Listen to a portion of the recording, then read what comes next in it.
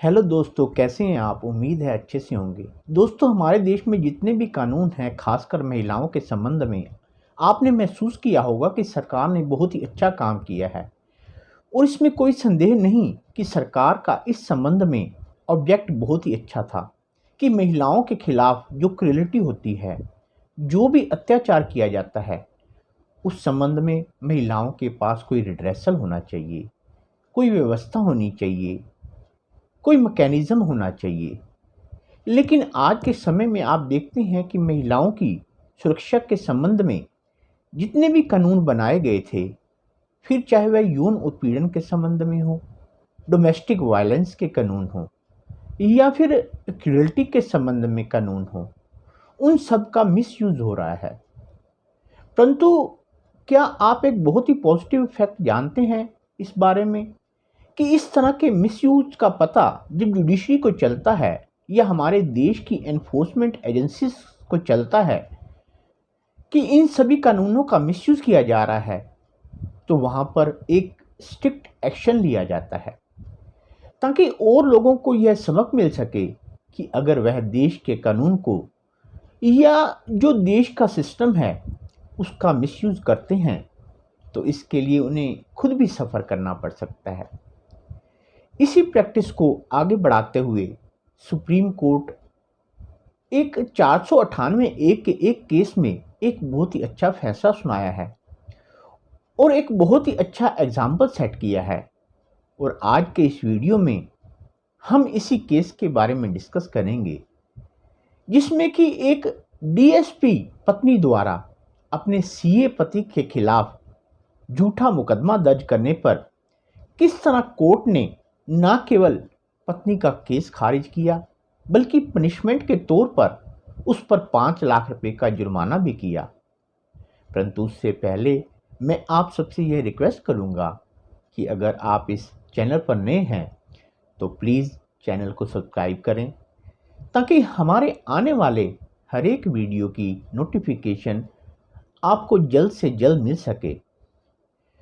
तो दोस्तों, आते हैं अपने मुद्दे पर। हुआ यूं कि जिस केस की मैं बात कर रहा हूं उसमें सुप्रीम कोर्ट ने लड़की के पिता पर 5 लाख रुपए का जुर्माना लगाया है, क्योंकि उसने अपने दामाद के ऊपर एक झूठा क्रूरल्टी का केस धारा 498 ए के तहत फाइल किया। और केवल इतना ही नहीं, उसने यह केस केवल एक ही जगह नहीं बल्कि 2 अलग अलग जगह पर फाइल किया ताकि पति को बार बार एक जगह से दूसरी जगह पर आना जाना पड़े और अलग अलग वकील करना पड़े, ताकि उस पर अननेसेसरी फिजिकल और फाइनेंशियल बर्डन पड़े। फाइंडिंग देते हुए सुप्रीम कोर्ट ने स्पष्ट रूप से कहा कि पत्नी के एक्ट और कंडक्ट से यह स्पष्ट रूप से प्रतीत होता है कि वह पति से बदला लेने के लिए पुलिस और कोर्ट का टाइम बर्बाद कर रही है और सरकारी मशीनरी का गलत रूप से मिसयूज कर रही है, और वह भी केवल सामने वाली पार्टी को हैरास करने के लिए और उससे परेशान करने के लिए। इस संबंध में सुप्रीम कोर्ट की 2 जजेस की बेंच ने यह आदेश दिया कि आपको इन कानूनों और सरकारी मशीनरी का मिसयूज करने के लिए 5 लाख रुपए का जुर्माना लगाया जाएगा, और उस 5 लाख रुपए के जुर्माने में से 2.5 लाख रुपए आपके पति को दिए जाएंगे, जिसके ऊपर न केवल सिर्फ झूठा केस फाइल किया गया बल्कि उसके खिलाफ 2 अलग अलग जगह पर अभियोग चलाने की कोशिश की जा रही थी। इस केस के तथ्यों की बात करें तो धारा 498 ए आईपीसी के तहत फाइल किए गए केस में जिस लड़का और लड़की की शादी हुई थी उसमें लड़का प्रोफेशन से सीए था, जबकि लड़की उदयपुर में डीएसपी थी। शादी के कुछ समय के बाद लड़के के ससुर ने अपने दिमाग के खिलाफ 2 अलग अलग जगह कंप्लेंट फाइल की, एक हिसार में और एक उदयपुर में। दोनों कंप्लेंट्स के कंटेंट्स यानी कि तथ्य भी सेम थे। फर्क केवल इतना था कि दोनों कंप्लेंट अलग अलग जगह फाइल की गई थी। एक बात और यह कि जो कंप्लेंट उदयपुर में फाइल की गई थी वह हिसार में फाइल की गई कंप्लेंट के कुल 5 दिन के अंदर फाइल हुई थी। एक और चीज जिससे कि सुप्रीम कोर्ट बहुत ही ज़्यादा अचंभित था वह यह कि जब पत्नी पक्ष के लोग उदयपुर में कंप्लेंट फाइल करने के लिए गए तो उन्होंने पुलिस वालों को यह बताया कि वह पहले से ही हिसार में कंप्लेंट फाइल कर चुके हैं। तो इसके ऊपर सुप्रीम कोर्ट बहुत ही ज़्यादा अचंभित था कि चलिए पत्नी पक्ष वालों ने तो ऐसा किया तो किया कि जिस मामले की ऑलरेडी कंप्लेंट फाइल की जा चुकी है उसे दूसरी जगह भी फाइल कर दिया। परंतु क्या पुलिस वालों को भी यह बात समझ नहीं आई कि ऐसा करना गैर कानूनी है। अब आगे सुनिए।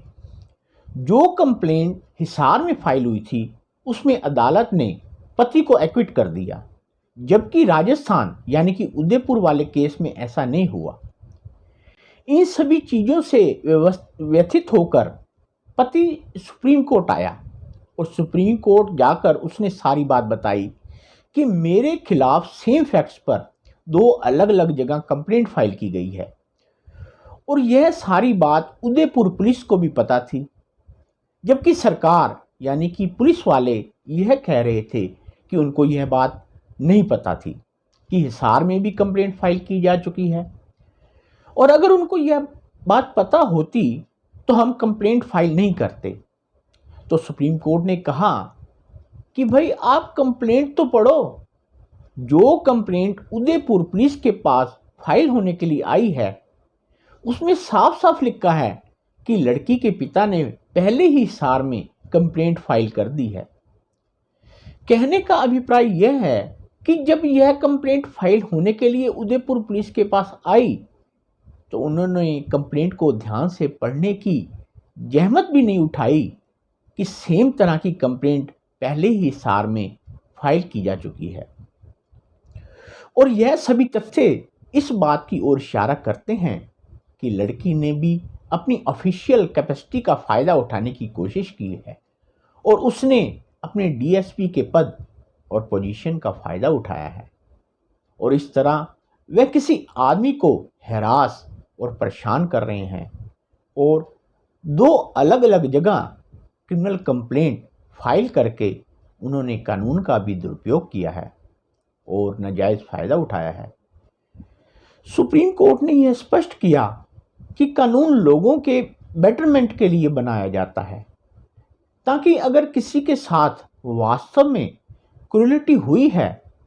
या उसको परेशान किया गया है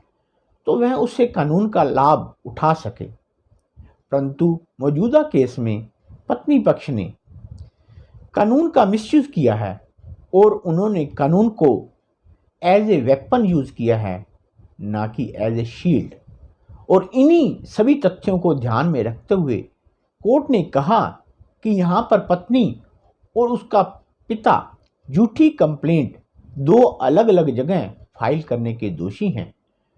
और इसके लिए अदालत ने उनके ऊपर 5 लाख रुपए का जुर्माना लगाया, जिसमें से कि 2.5 लाख रुपया सुप्रीम कोर्ट को डोनेट करना पड़ेगा और 2.5 लाख रुपए लड़के को देने होंगे।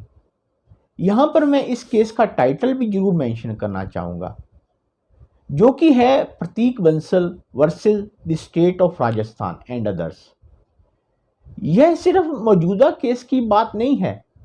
इससे पहले भी देश में अलग अलग जगह में अलग अलग कोर्ट्स में इस तरह के केस आए हैं। और अगर क्रूरल्टी की बात करें तो यह केवल धारा 498A आईपीसी तक ही सीमित नहीं है, बल्कि डोमेस्टिक वायलेंस को लीजिए, बलात्कार के केसेस को लीजिए, आजकल यह प्रैक्टिस होने लगी है। परंतु पॉजिटिव बात यह है कि अदालत में जब भी जज साहब को यह लगता है कि कोई केस लड़के या लड़के के घर वालों को परेशान करने के लिए किया गया है, तो वहाँ चाहे सुप्रीम कोर्ट हो या कोई निचली अदालत, सबकी यह कोशिश रहती है कि जो लोग नामजद किए गए हैं उनको पनिश ना किया जाए और जो मुद्दई है जिसने कि वह झूठी कंप्लेंट फाइल की है उन पर ही मुकदमा चलाया जाए और उन पर कोई जुर्माना या कोष लगाई जाए, ताकि और लोगों को भी इससे सबक मिल सके। क्योंकि भाई आप ऐसे हवाबाजी में या ऐसे मजाक मस्ती में आप किसी के ऊपर केस तो फाइल नहीं कर सकते ना। और आपकी यह सोच कि अगर आप झूठा केस फाइल कर देंगे और कुछ नहीं होगा तो आपके ऊपर कोई एक्शन नहीं लिया जाएगा, तो आप गलत हो। इस वीडियो के माध्यम से मेरा आप इन सभी लोगों से यह संदेश है कि ऐसे लोग जो कि कानून का इस्तेमाल किसी से बदला लेने के लिए या अपनी ईगो को पूरा करने के लिए या किसी को प्रताड़ित करने के लिए करते हैं, वह अपनी आदतों से बाज आएं, नहीं तो यह उनके लिए घातक भी सिद्ध हो सकता है। एक बात और जो मैं लगभग हर वीडियो में कहता हूं कि अगर आपके साथ भी ऐसा कुछ हुआ है तो आप इस केस का हवाला कोर्ट में दे सकते हैं। उम्मीद करता हूं कि आपको यह वीडियो पसंद आया होगा। अगर वीडियो पसंद आया हो तो प्लीज़ वीडियो को लाइक और शेयर जरूर करें। और अगर आप मेरे चैनल पर नए आए हैं तो मेरे चैनल को सब्सक्राइब जरूर करें और साथ में दिए गए बेल आइकन को भी जरूर प्रेस करें ताकि हमारे आने वाले हर एक वीडियो की नोटिफिकेशन आपको तुरंत मिल सके। धन्यवाद। नमस्कार।